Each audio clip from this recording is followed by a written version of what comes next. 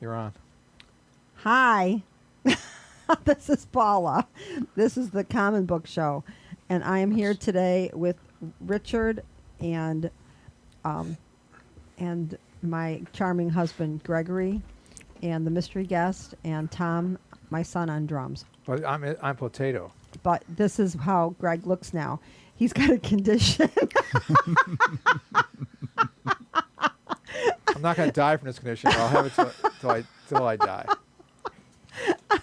I love this. Okay, so so we were having some interesting conversations. I don't know if we want to continue having those conversations about the. I do have something to say about it. Okay, We're talking yeah. about the young person who scrawled on the Colosseum in Rome his initials and his girlfriend and the date. All right. Yes. Okay. So that led us into a discussion of what is sacred that you shouldn't write graffiti on versus what is profane where if you do it, it's no big deal. All right? Right. Yes. Now, Greg takes the position nothing is sacred. And the mystery guest says there are things that are sacred. Well, I think this isn't about what you think. This is about what you think the majority of people think. You know that expression, when in Rome, do as the Romans do? Yeah. What it's telling you is when you go to Rome, be respectful of what they are respectful of. You might not think in your own mind it's worth anything, but it's a way of saying, oh, well, you value it, so I'm going to value it. Yeah, I'm going to extrapolate here a little bit, and Greg's going to disagree with me vehemently. Okay, so let's say I was walking down the street and someone grabbed me and decided to spray paint graffiti on my back. Would that be okay? That's a good point. It's not the same thing, and I say no, but it's not because you're sacred. It's because it's an assault. Right. And it's different than putting graffiti on any building or subway or whatever than assaulting somebody. Well, there is big difference. There is a theory that I feel very strongly about that says that the painter is no different than the painting. So anything that a person creates becomes an extension of themselves. So therefore, I would feel just as bad about, of course, They're all dead, though. but I would feel just as bad about somebody writing something on my back as I would about somebody taking something I've created, let's say the collage in the living room of the movie, and destroying that. Because that's an extension of myself. Number one, he didn't destroy the Colosseum, and so you're making all these analogies that don't really hold water. Number two, the Colosseum was made by people who are long dead. So the extension thing of the people that made it, the extension of them is the Colosseum. Well, guess what? They've been dead for a long time. So it would be okay to go into their graves and desecrate their tombs. Again, that's not the same thing. Desecrating a tomb. Mystery guest said, it's like shitting on someone's grave. Shitting on someone's grave, literally shitting on someone's grave, is the same thing as graffiti on the Colosseum because it's so sacred. In a way, I think it's worse because I think. Of course it is. Because is the Colosseum kind of a grave to all the people who died in it? No, I don't think of it that way. I think it represents something that is really deep and profound about where we come from, about our history, about who we are, which a grave does not. When I die, I don't really care where I'm buried, if I'm buried, how people treat my remains or my tomb. It's irrelevant to me. Well, isn't a grave a place where you go to reflect on the person who... Sure. It is, but as a person who, I really like graveyards. I wish, in fact, that graveyards had more information about the people who are buried there. You once took me to Forest Lawn. Yeah. For their tombstone, somebody had carved in marble a couch. You showed it to me. Yeah. You could actually sit on this marble couch. Wow. Yeah. There's a lot of interesting things. And I do see that as something for the current generation. But when I drive past all these cemeteries where nobody's visited for generations because no one remembers that person, even their relations. I mean, I have people in St. Stan's that I never met. My sister told me where my grandparents are, and I have my father's parents. I never met them, and I don't know if I would. I mean, what would I do? Would I talk to the tombstone and say hi? I'm your granddaughter. Well, I've never done that, but I think people do. I think they go talk to the gravestone. Yeah, no, people, and I do talk to my mother. I haven't been there a long time, and my father when I go. I mean, it's not. I know I'm not really communicating with anybody. It's more cathartic for me. Mm-hmm. So yeah, I can see the benefit of that. But I look at all this territory covered in, in stones where people. I mean, I like the idea of, that other cultures from earlier times used to like put the body out. Birds would eat it. They take the bones apart. They put them in a little bundle and they put them in a common grave.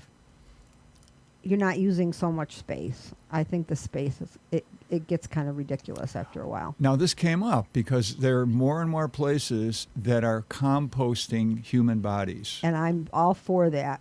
Well, that's what I asked a few people. I said, suppose somebody you love said, I want to have my body composted. And so you take it to these people and they put it through these various special organic phases. And then you go there in about 6 months and they give you a bag of fertilizer. Wow. That is the remains.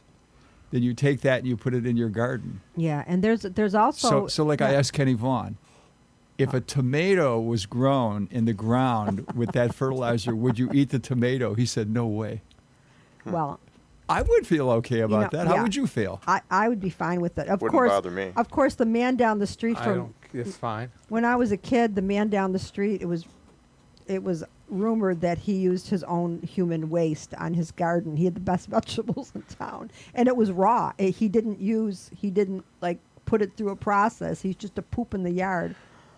Anyway. Victor Hugo in Les Miserables wrote an entire section in the novel about the fact that human waste is much better than other animal waste, and that's what they did in China for a long time. Now there's all these small farms. I saw this on I think it was on CNN.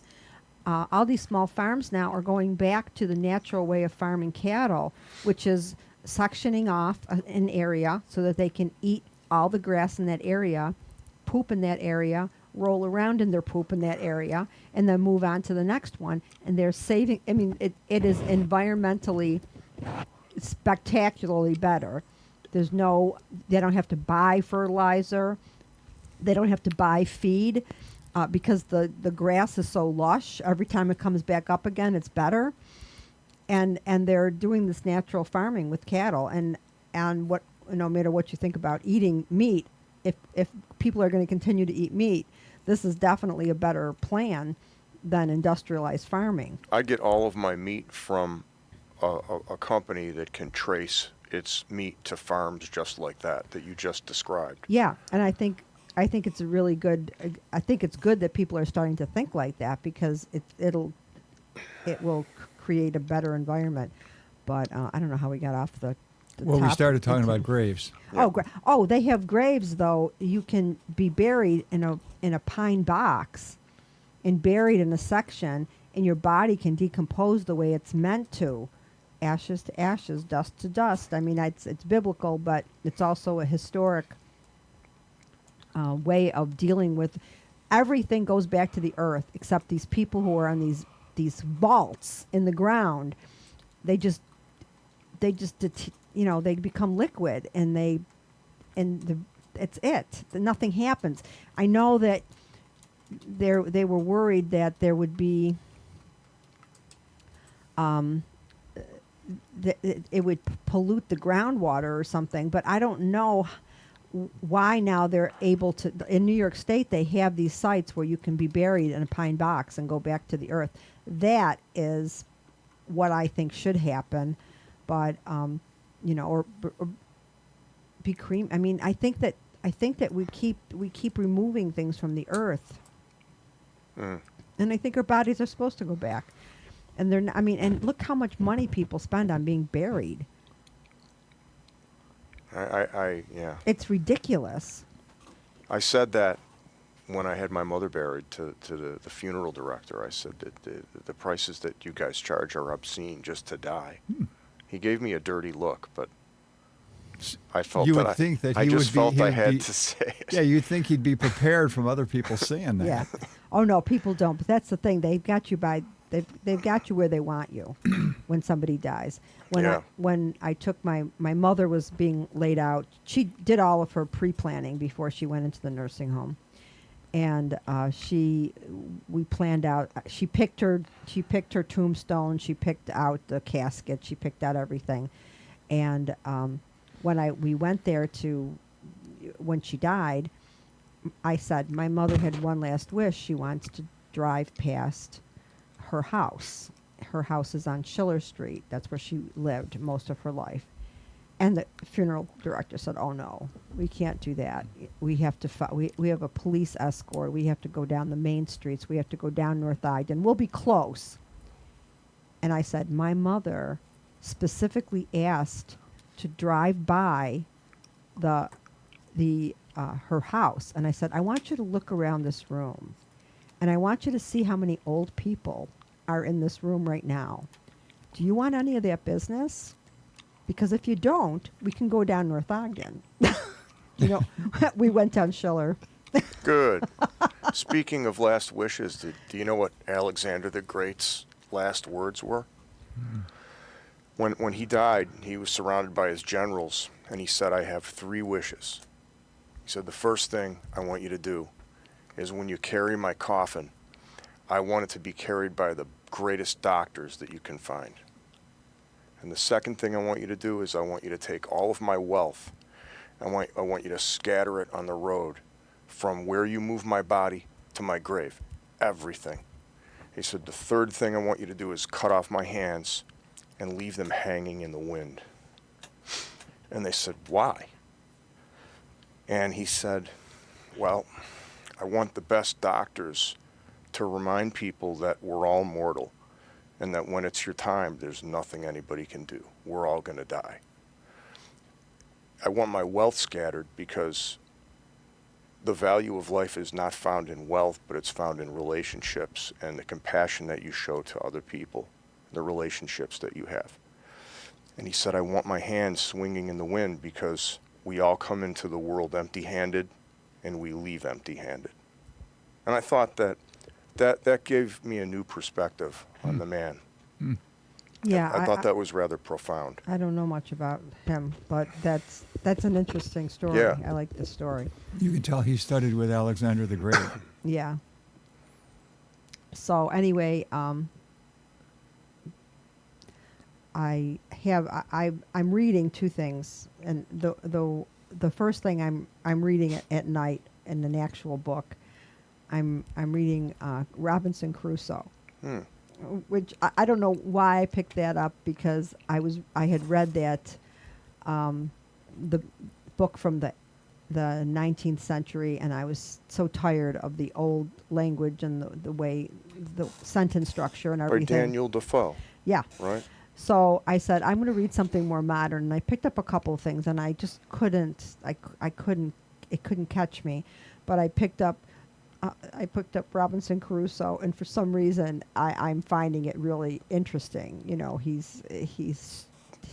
He keeps doing things that, like, his father told him, oh, don't go to sea, you'll be ruined. And then he shipwrecks, and he says, oh, my father was right, and then he goes back out again and he does the same thing. And then he's shipwrecks again, my father was right, and he keeps vacillating back and forth between what his father told him to lead this calm, kind of boring life where he wanted to be an adventurer. So I'm really enjoying that book. I haven't read anything in there yet that I I want to share, but that's fun. But the other book I'm listening to on tape, or on my phone rather, is The Body, The Occupant's Guide. And there's one thing that I have to say.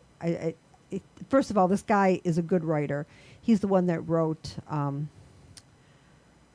A Brief History of the World.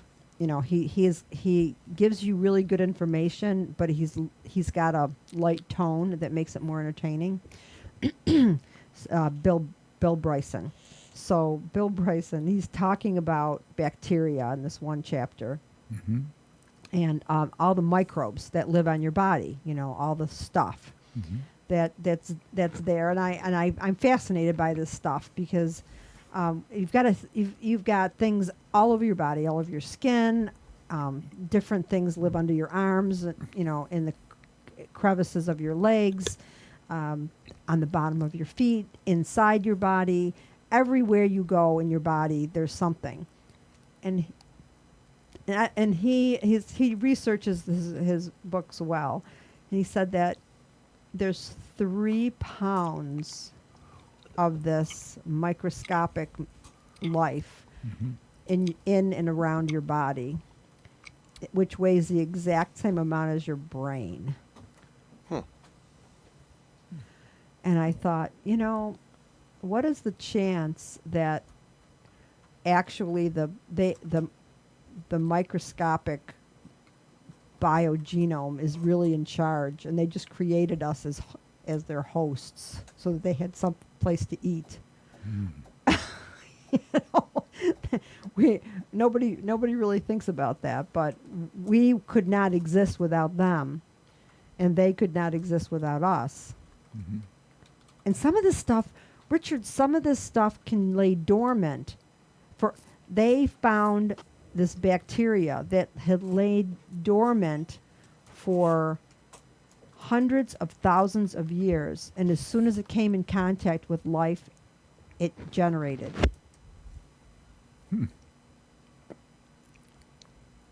I don't know. I find that fascinating. So your brain and your biogenome, you know, all your bacteria and microscopic stuff weigh the same exact thing. 3 pounds. And it's so tiny you can't even see it without a microscope. But 3 pounds of it. All right. That's my that was my interesting fact for the show. But I highly recommend this book. I think it's very interesting. So do you have any, Greg, Mr. Potato, Potato Trump? Do you have anything that you're reading that you want to talk about? I'm reading the Earth Dies Streaming by A.S. Hamra. It's about 21st century movies. I like to keep up on 21st century movies because we're in the 21st century. I like to keep up on what's going on in the 21st century. Are you making notes about things we can watch? No, I remember things because I have that's true. good memory. A lot of these things we saw already in here. It's just that I'm reading his reviews of them. I actually got into reading this guy because he wrote the notes for Triangle of Sadness in the Triangle of Sadness DVD. Oh, okay. And Richard and Mystery Guest were watching that, and I watched it, and it wasn't as good as. What does she do at the end? Does she put the rock and kill the woman, or? Well, since they don't show it, Richard.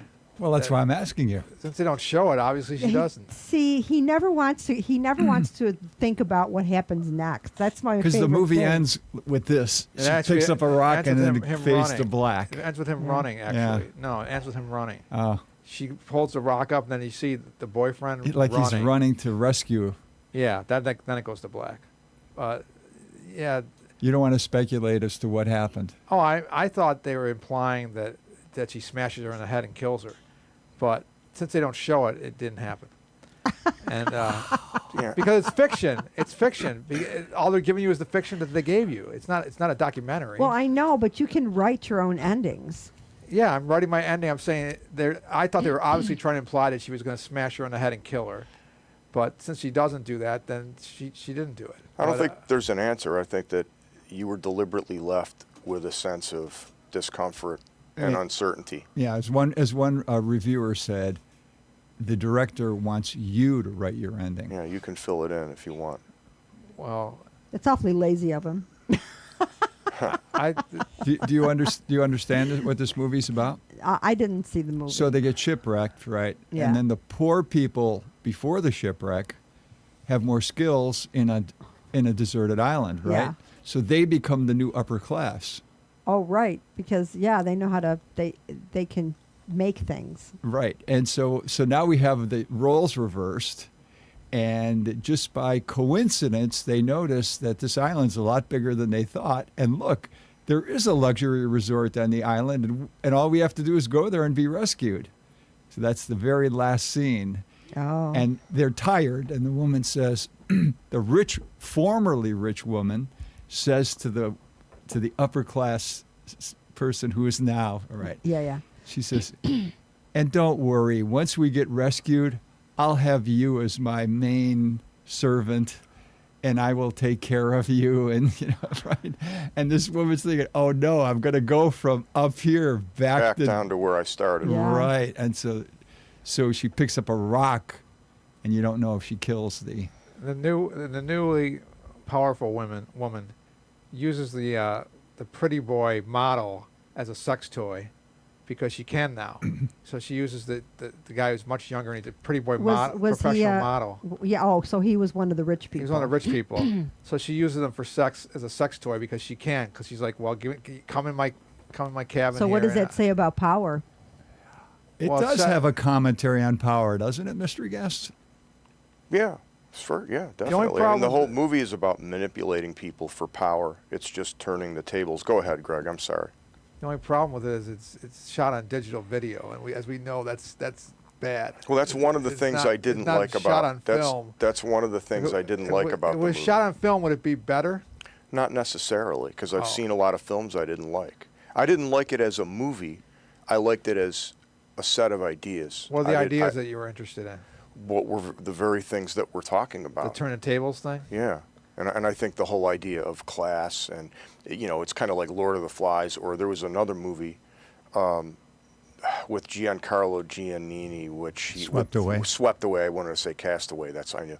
So it's similar to that, right? It's a similar theme, only with a group dynamic. It's a little more complex in Yeah. terms of the I didn't think of interactions that, of yeah. the characters. But in my opinion, I didn't think as a film, which to me is the choreography of sound, image, motion, narrative. It didn't satisfy me or interest me that much. As Well- ideas, it interested me. I saw two of his other movies two movies before that, Ruben Östlund, and I thought they were better. Force Majeure, did you see that? And, I did. And that was, what do you think that was better? I thought it was about equally as good. I thought, again, it was interesting ideas. I didn't like it as a movie. What was The Square? I never That heard was of it. that was the best of the three that Okay, I I saw. didn't see it. You see that one? Yeah. Art. It's about an art. In a way, Art it's kind center. of about the art world in a About the way, art. isn't About it? the art world, Paula, and it's I fascinating. think I saw parts of that when you were watching it, didn't I? I have no idea. I've watched it twice. It's in my book. It's showing how in these ritzy art places, avant-garde or modern art places, the ritzy ones, that outside people are on the sidewalks in the city, begging for change, sleeping on the sidewalk. And meanwhile, everyone's walking over them to go to the ritzy art gallery, with Yeah, and pumping they had money like into the art. a big meal or something. There was a scene. Well, they have a performance art piece where this guy is pretending he's an animal, and he's going around to all the tables being an animal, kind of like my father, but worse, and he goes around and he animalizes the whole situation, He's a performance grunts and- artist. He's a performance artist. Yeah. And there's all kinds of things like that in the movie. It's really good. I've seen it twice now. It's way better than Force Majeure, and it's way, way better than Triangle of Sadness, but it's the same guy. But it shows how sickening it is that all this stuff goes on with with the video world and art installations and the performance art. Well, people are starving outside, and they're having a hard time working at 7-Eleven or bumming change or bumming food at 7-Eleven. They just contrast it the whole time. Yeah. And you know that's how it is. Look Yeah. at like New York. You got the art galleries and these ritzy people and rich people going to the art galleries, and outside people are laying on the sidewalk dying. You know, so it's really, but it's funny. It's a comedy. Well, somebody wrote to me The Square. regarding the Coliseum graffiti incident. Uh-huh. They said, got put on YouTube. Yeah. He says, I watched the video on YouTube of the guy scrawling his, and the person taking the video did not say, hey, you shouldn't be doing that. So shouldn't he be brought into the case as well for not speaking up? No, he's just documenting like a reporter. That's exactly what I wrote back. I said, Our first time we photojournalists, agree on something. photojournalists have this problem. Had to happen eventually. Photojournalists, they go into areas where people are, say, floods, Maiming each floods, other. or it could be Wartime. wartime. They take pictures, then they come back and they show them at these fancy art galleries. They have art openings where they show these photos, and they get criticized. Like, you realize you're. Well, what about the thing It's with like what about the thing with voyeurism, what about like the thing with George pornography, Floyd? right? George warp- Floyd. The thing with George Oh, yeah. Floyd. He's getting choked to death, and she's video recording it, which is good that she did that. Yeah. But everyone around there just like watching her video record. I don't know if that's true. I don't remember if that's true. That's because true. Yeah, he was being choked to death. He had not choked. He had the guy had his foot on his neck. Oh yeah. And he was dying. This cop was killing him slowly, and she was video recording it, which is good. She captured it, but the people were standing around there. No one was stopping it. No one was saying. Well, I was in a situation like that in New York when I lived in New York, and there was a guy being beaten up by a police officer, and I was yelling at him to stop beating him, and at one point the police officer looked up at me with a grin. And it was a sadistic grin. And I just said to the guy that was being beat, stop resisting him. Stop resisting him. Because the guy was not going to stop. And he was getting off on me telling him to stop. And my reaction. He's a sadist. I wrote a letter to the police department, and I filed a formal claim because I thought it was horrific, and it came back unfounded. They did it. We did it. We looked into it. We looked into it, and it's not. It came back unfounded. And the guy was not. He was an older guy. He couldn't speak English. I don't know what he did, but whatever he did, he was definitely already subdued, and the guy was still beating him. Well, to me, it shows that how high a bar should we set for artists? You should report on the injustices or report and try to do something at the same time. I mean, if you raise the bar that high, people are going to say, I don't want to be an artist then, because I'm okay with reporting on it, but I don't know if I want to take it to another level up. I think what I ended up doing was counterproductive. I think if I would have just kept my mouth shut, I don't think he would have been hitting him as long as he did. You know what I mean? He was. There were other people saying stuff too, but I think I was the loudest critic. And I don't know. Can you I mean, could I have gone over and pulled him off of him? I don't think I could have. Well, talking is a way of intervening. Yeah. By you speaking up. Yeah. So I don't know. I think as an artist,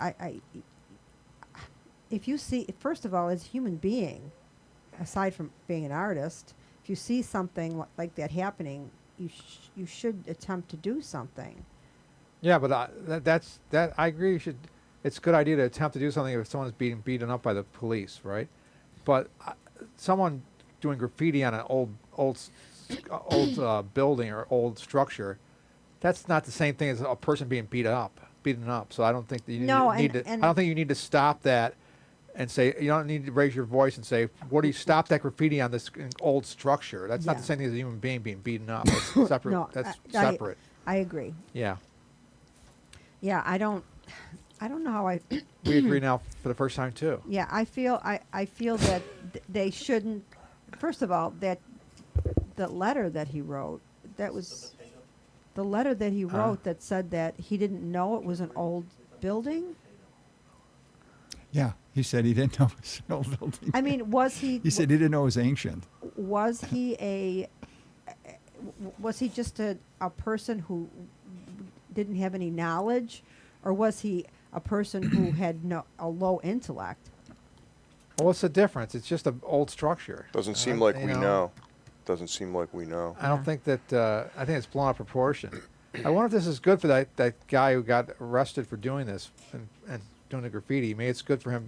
Maybe he'll get a book out of it, or If or he knows how to Netflix. write. No, I mean not no. I mean someone might write a book about him and Oh. his experience and all the different angles. There could be a book. There could be a documentary on Netflix where it's about him and how stupid he is and how he's an example of the ignorance and stupidity of the modern world and English That society. wouldn't be so good for anybody, really. No, but would it? it might be good for him to because hey, I got this. There's a documentary about how stupid I am on Netflix. Isn't that cool that I'm on Netflix? I mean, all I was doing was if I just done the graffiti, and no one had noticed it, or no one had video recorded, or no one had tried or arrested me for it, it would have been nothing. It would I would have put graffiti on it. Me and my girlfriend this date in history. But now that he's in the news all over the world, and he's on the internet, and he might lead to He more stuff. certainly has his moment of fame. Yeah, he might really enjoy that, especially because he's stupid, and also because he's the kind of guy who thinks I gotta be known by carving my name into something. Oh, You're carving your that's name into true. something in your girlfriend's name. Aren't you the kind of person who wants attention? That's like I'm marking my spot. I exist, and I'm marking my spot and my girlfriend's spot.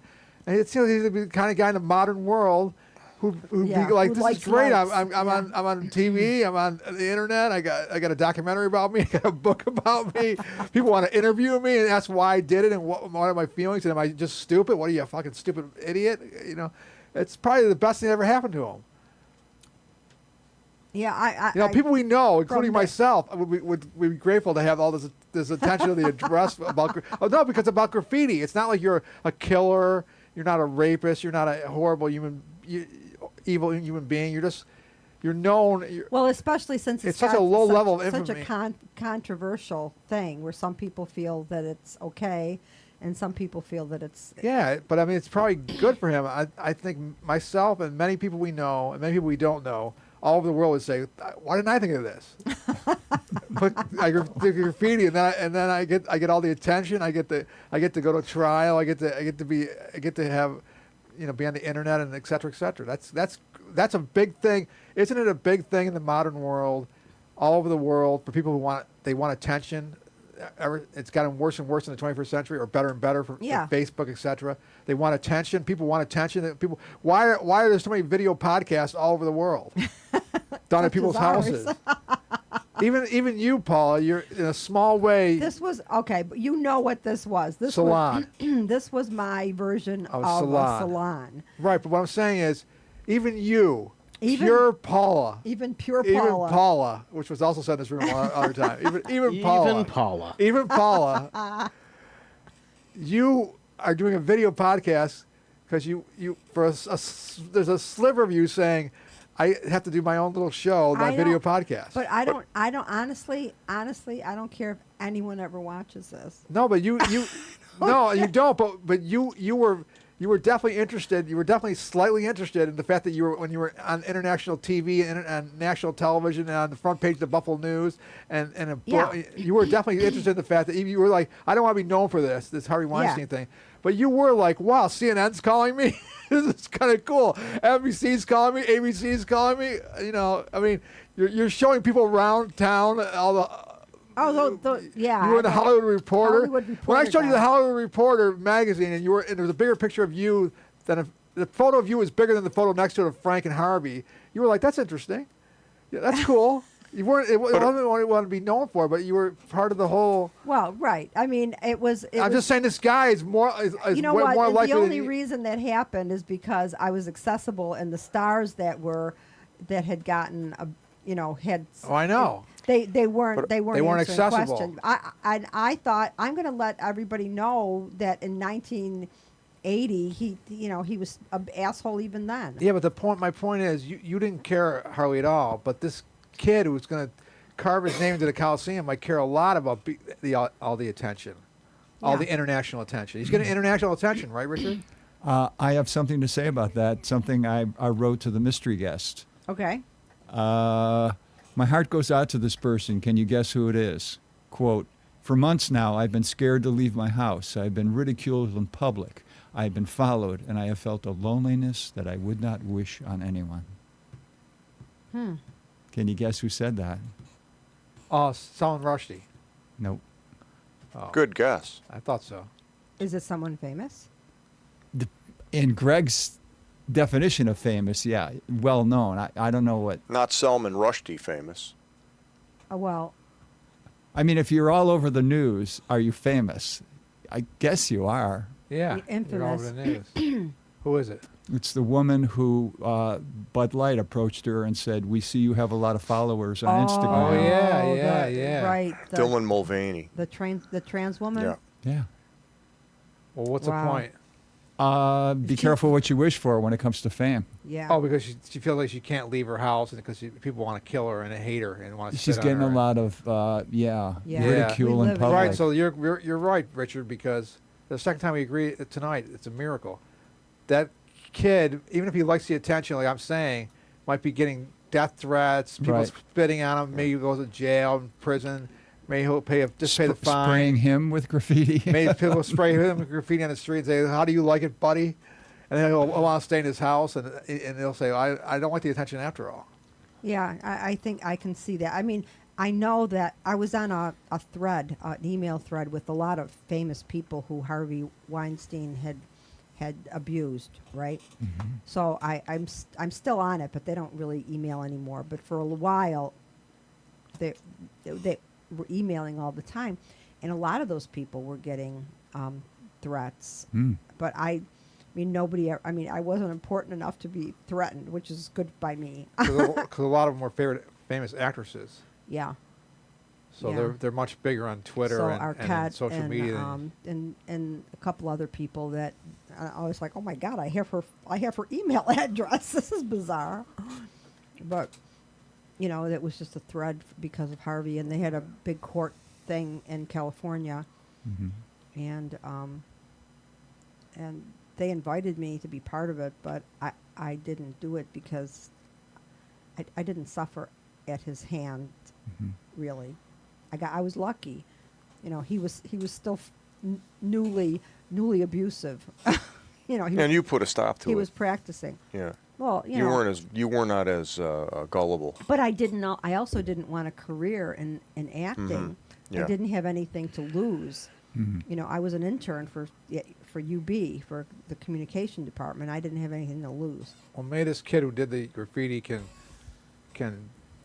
deal with. He can make him enjoy the international notoriety rather than and be able to deal with the some people hating him or thinking he's a jerk or whatever. Maybe it's so light because it's only graffiti that he can really, I think some people. He's not yeah. trans, for instance, so there's no homophobic Right. thing going on or anti-trans thing going on. I think there's a lot of people who feel very strongly about art, though. But I don't think that those people are the threatening kind. You know what I mean? I think. Yeah, the that- kind of people they're the genteel mystery guest kind of people who say the Coliseum is historically sacred. They're not the kind of people usually are going to go graffiti him or. No, or I don't want trash any. him. I don't want any harm to come to the No, guy. I know. That's what I'm saying. People like you who think that it was just it's Yeah. disrespectful. I just and think it's wrong. Yeah. that's all. disrespectful, and it's historically important Yeah. edifice. They're not the kind of people usually who would go and spray paint him or spit on him or try to kill No, him or no. send him death threat. So he might just get the notoriety because it's so mild. That's what I've been trying to say. It's so mild. He's not a murderer. Yeah. He's not even trans or or and gay and or the people that are mad at him are usually peaceful people. yeah, peaceful, open-minded people who Yeah. are just who like art and like history and it brings a whole different thing in it when you talk about the Bud Light trans person because there's there's negativity and ignorance, and there's a bigotry against the Yeah. trans and community. Yeah, yeah. So I mean, I just thought of another thing that Right. that was destroyed that I felt very strongly about, and there in Afghanistan, there was this ancient, over 2,000 years old, these statues Mhm. of the Buddha Mhm. on the side of this mountain, and the Taliban Mhm. destroyed them. I remember that. Yeah. That was in the news this week. Again, it was in the news. Yeah. The Taliban is now trying to promote it as a tourist destination, After which is they kind blew it of up? weird. Yeah. Because In other words, come and see the ruins that are left of the statues, and in their gift shop, they have photos of what the statues looked like. oh my God, that's so awful. Now, is that the Taliban's way of saying we screwed up? No, I think it's their way of celebrating what they did. Yeah, Power of so, their accomplishment. so the Yeah. thing is, I felt very strongly that was a horrible thing to do. It was an ancient piece of art that was connected to us in times before. I mean, we can't even imagine what the people were like back then, but it stood there like I guess like the Colosseum. Because it's for the whole world. It's not just one So person's tomb. I felt very, very bad about it being destroyed. Now, the fact that this kid didn't destroy it, but only it's a way It's lesser, Way lesser. Of course it is. It's lesser. yeah. Way lesser, because he didn't blow the Coliseum up. Right. But the thing is, when that structure went down, I was devastated. I thought, this is, we are destroying the history of humanity. Yeah. And that is, so I do think that the fact that he wrote graffiti on it, it doesn't give license to other people to start doing graffiti on the building. I don't like because there's not everybody is a sensitive person who is feels connection to that history. Yeah. There's a lot of assholes. Yeah. There's a majority of assholes, and those people would think nothing of spray painting or. Well, I think when they destroyed the World Trade Center, and you could look at the World Trade Center being architecture as art. But the people That- too. People, yeah. Well, of course I'm getting to that. I'm saying that killing all the people is the big crime. Is the crime. It's not. If the building was empty, if both building towers were empty and they destroyed them with the planes, I would say, yeah, that's of course it's destruction, but it's not. Right, It's not it was- sacred art because they're just twin towers. They're just skyscrapers. It was killing the people that was the problem. Yeah, I know. The art problem of having these two artistic pieces of work in New York destroyed. They didn't destroy those buildings to kill the people. They destroyed those buildings because it was Symbolically. symbolic. Yeah, Yeah. but I'm saying the problem. Yeah. They did it for symbolic reasons, but killing the people is a problem. If they were empty buildings, and they did it for symbolic reasons, and they were all emptied out, then it wouldn't have been. It would just been like, well, they destroyed some modern architecture, which is art. But Yeah. It was at the 1970s, a mentally ill person went up to the Pieta with Yeah. a sledgehammer. Yeah. When I was there, it's behind bulletproof glass now, so nobody can get to it in St. Peter's. And I think in one of the ultimate acts of desecration, why no nose on the Sphinx? Napoleon. No, it was a. I thought it was one of Napoleon's wait a minute. cannons. Maybe no. It was a drunken soldier shot it off. Okay, what? All right, Yeah. but it was because it was his army. Somebody in the army did this. Okay. So I was thinking more of the soldier. You're thinking more of the So person I- in charge of the I No, soldier. no, not Yeah. Napoleon himself, but his army. I always Somebody, thought yeah. that just wore off from the rages of No. rain and sand. is the Sphinx sacred? Well, that's a good point. That's a good point. Is the Sphinx sacred? I would. I don't think I it would is. hate, I do. I would hate Oh, of course to see. you do, 'cause you think I the would hate Colosseum's to see sacred. that destroyed. I would hate to see the pyramids and those were part of the seven wonders of the world. I mean, I think that connects us in a visceral way to our past, and I mean it's part of what makes us human, and it's part of early civilization. And I feel very strongly about those structures, the leftovers, the pieces that were there when humanity was in a different stage of formation. I think there used to before the Renaissance, it was believed by Christians that we were degenerating from Adam and Eve were like the avatars of the human race, and we were degenerating from there. But when the Renaissance came, they realized that we are improving. We're not degenerating. We're getting better. But I think lately it seems like we are kind of degenerating. I keep thinking of that silly movie that Tom Watt made me watch. No, I liked it though. Idiocracy. That movie. I think we're headed. It's now a documentary. We're headed in that direction. Yeah. It's no longer fiction. We're headed in that direction. It's to the point where you have video podcasts where one of the guests is Potato Trump. That's how sad. That's how degenerate the degeneration. I love it. I love it's Potato gone. Trump. I don't think we've changed that much. I think we've always been irrational, and I think any gains we've made were very hard won, up this slippery slope, a brutal, bloody slope.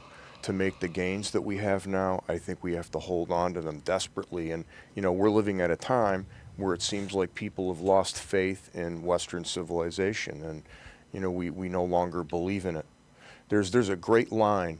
Will Durant, I don't know if you know who that historian is. Absolutely. He was supervisor of a movie called The Fall of the Roman Empire, which is a great film from 1964. And there's a scene in the Roman Senate where they elaborate all these problems. I'd like to see that. Do you have a copy of I that? do, and you can borrow it. They elaborate all these problems. That's almost like watching the news today. Yeah. Immigration and all these issues. And this one senator gets up, this old man, and he says, I wish I could remember the precise line because it's this great speech that he gives, and he said that a civilization doesn't fall from outside. It falls from within itself when it loses faith in itself, when it no longer believes in itself. And I thought, man, that's us exactly. today. Yeah. That's it now. And we haven't changed. It's right. And the thing is, I forget sometimes because when you read history, when you read the great philosophers, you tend to think that everybody was like that, and it's not true. They were rare people. Those words have survived thousands of years for a reason. Yeah. There were other guys running around desecrating whatever structures were from the history before that, and that was the majority of people. But I have this romantic, idealized look at the past because I didn't have to live it. Yeah, especially as a woman. Yeah, I was just going to say that, especially as a woman. If ever I visited the past, I'd want to visit it as a man. Right. Now, you were just reading that Jane Austen book, right? Oh my God, the restrictions on women were, yeah. What did the title page say in the first edition? Do you know this? I don't know Yeah, this. I'm watching this documentary on the history of the novel. Okay. Pride and Prejudice, written by a woman. Wow. They didn't even put her name down. Wow. They weren't going to put anything down, but she insisted. And they said, well, we'll put down a woman. That was nice of them. And the whole thing was she didn't want to be confronted in public. Yeah, you want to be confronted in public. It's kind of like that woman at the Bud Light thing commercials. Yeah. And incidentally, for the longest time in the history of the novel, it was a woman's domain. It was like the equivalent of a soap opera of the time. Women loved novels. Yeah. And people wrote to cater to women novels. And the first novel that was directed at men, Robinson Crusoe. Oh, that's so funny that It's interesting. It is. You know what? It's a. And think about it. It's two men having a friendship. Yeah, and well, I haven't gotten to the second man yet, but the the premise is so, and they go into good detail on how he builds his structures, and how he prepares himself to be alone, and how he, it's very creative. This Defoe had a really interesting mind. So maybe I just needed to read a book about a man after reading the book about because it's so tragic to think that for all those centuries, millennia, that women just had no power, nothing.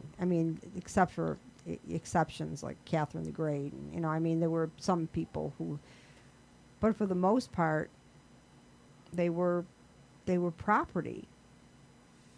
And they were not encouraged to have a mind of their own. Although I've been posting some women artists, one from the 1600s and one from the 1700s. I posted them on my Facebook page because I was listening to the History of Art Without Men, and it wasn't good for me to listen to that book. I think an actual book would have been better because there would have been images.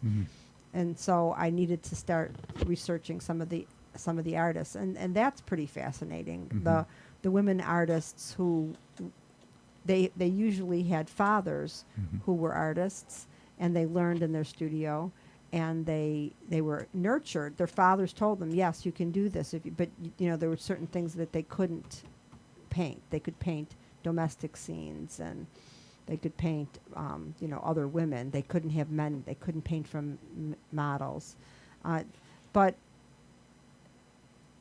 there were so many rules. It was, I guess I'm lucky to have been born at this time in history. If I was going to be born a woman, that is. That worked out well for you. It did work out well for me. I wonder what's going to happen.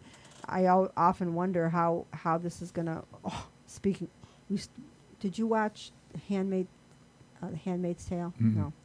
Yeah, we got the third season. Is it fifth? They're still season. making episodes. Well, they made one last year. Yeah, we didn't see it. I think it's last year. It's the fifth. Oh, so season. it might have an ending at the end of the season you're watching. And I have no idea if that's the last one or not. Yeah, because we didn't have Hulu, so he got it from the library. It's sort of disturbing. It's very disturbing. You probably like it, Mr. Gals, because it's disturbing. What's it about? It's about women being controlled by this build-up country in part of America, Gilead, where they take women and they subjugate them, and then they have the babies for them, and they right, because there's a rape So it's a them, and dystopian Very, story. very. Yeah, except- dystopian Sort of except- science fiction, In the not f- science fiction, but future fiction or whatever. Right. yeah. The thing is, there are some of the things that are in this novel are coming to fruition, like sperm counts going down, birth rates, going down, and the religious right rising up. There's some things that anti-abortion, yeah. Anti-abortion, abortion is a crime. So it's very, Showing his pig stuff.